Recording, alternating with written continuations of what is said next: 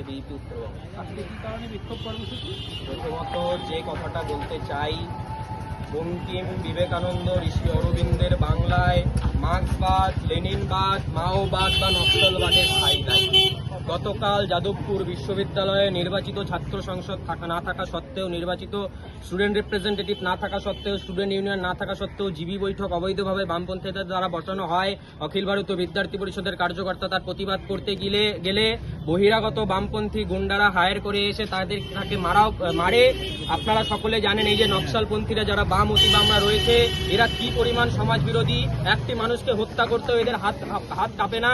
বিদ্যার্থী পরিষদের দশাধিক কার্যকর্তাদের উপরে এরা প্রাণঘাতী হামলা চালায় এবং বিদ্যার্থী পরিষদ যখন প্রতিরোধ গড়ে তোলে তখন আবার পুনরায় এরাই আবার ভিকটিম কার্ড খেলা শুরু করে, এরাই আবার পুনরায় গণতন্ত্র খাতরে মে হ্যাঁ বলা শুরু করে।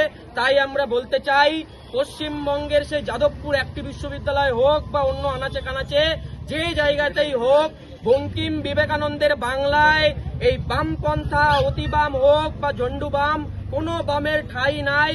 এই বামপন্থীদেরকে আমরা পশ্চিমবঙ্গ থেকে ধূলিসাৎ করব, সোজা পায়ে যেন দাঁড়াতে না পারে এমন ব্যবস্থা করব। আমরা প্রতিবাদ করব, প্রতিরোধ করব, প্রয়োজনে প্রতিশোধ করব। এদেরকে খুঁজে এক একজনকে এদেরকে শিকড় থেকে নির্মূল করব। বিদ্যার্থী পরিষদ আজকে এই কারণে রায়গঞ্জের প্রথমে সুরেন্দ্রনাথ কলেজে এবং এখন রায়গঞ্জ বিশ্ববিদ্যালয়ে আন্দোলন সংগঠিত করছে। গোটা উত্তরবঙ্গ ব্যাপী বিভিন্ন কলেজ বিশ্ববিদ্যালয় ক্যাম্পাসে বিদ্যার্থী পরিষদের আজকের দিনে আন্দোলন প্রতিবাদ সংগঠিত হচ্ছে। যাদবপুর বিশ্ববিদ্যালয় অখিল ভারতীয় বিদ্যার্থী পরিষদের কার্যকর্তারা আজকে প্রতিবাদ সংগঠিত করেছে। আমরা বলতে চাই, এই যে এই শহুরে নকশাল হোক বা অতিবাম, এরা যেখানে যে পরিস্থিতিতে লুকিয়ে এখন গুছিয়ে রয়েছে, এদেরকে আমরা সেই গর্ত থেকে খুঁজে বের করে পশ্চিমবঙ্গ থেকে ধূলিসাৎ করব। এই হুঁশিয়ারি আমরা দিতে চাই। সময় থাকতে শুধরে যাও। বিদ্যার্থী পরিষদ এখন ময়দানে রয়েছে। তৃণমূল জামানা এখন নেই। সেই ফিস ফাই রাজনীতি এখন চলবে না, সেই সেটিং এর রাজনীতি এখন চলবে না। চুলের মুঠি ধরে ক্যাম্পাস থেকে বের করবে। কিন্তু বাম ছাত্র সংগঠনের থেকে দাবি করা হয়েছে বিদ্যার্থী পরিষদের বাইরে থেকে ছাত্র এনে এই গন্ডগোলটা করা হয়েছে পরিকল্পিতভাবে। দেখুন, কে কি করেছে না করেছে যদি তদন্ত করেন, আপনারা সাংবাদিকরা রয়েছেন, আপনাদের সাংবাদিক বন্ধুদের ওখানে যারা রয়েছে জিজ্ঞেস করুন, তারা সমস্ত বিষয় অবগত রয়েছেন, কারা কি করেছে না করেছে। ওরা যদি মারে, এবিইপি তো বসে থাকবে না চুরি করে হাতে।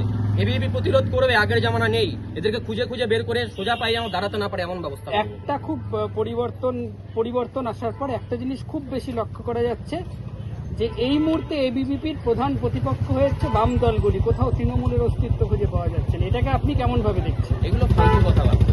এদের কোনো অস্তিত্ব ছিল না, এখনো নেই, ভবিষ্যতেও থাকবে না। এরা শূন্যে গিয়েছে, এখন এদেরকে শূন্য থেকে মহাশূন্যে পাঠানোর কাজ আমরা করব।